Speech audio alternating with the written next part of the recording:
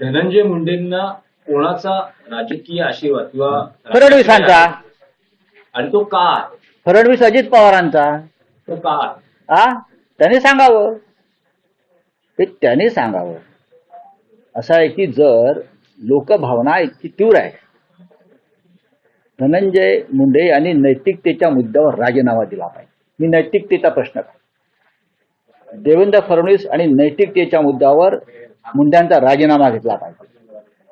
मुंड्यांचाच नाही तर अजित पवारांचा राजीनामा घेतला पाहिजे, कारण त्यांना मंत्रिमंडळात घेतलेला आहे.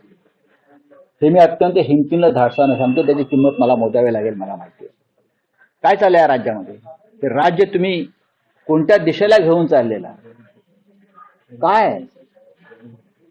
राज्याच्या मुख्यमंत्र्यांना हे दिसत नाही, अमित शहाना दिसत नाही कोणत्या प्रकारचं राज्य आहे ते. शिवाजी महाराजांचं नाव सांगतोय ना आम्ही इथे.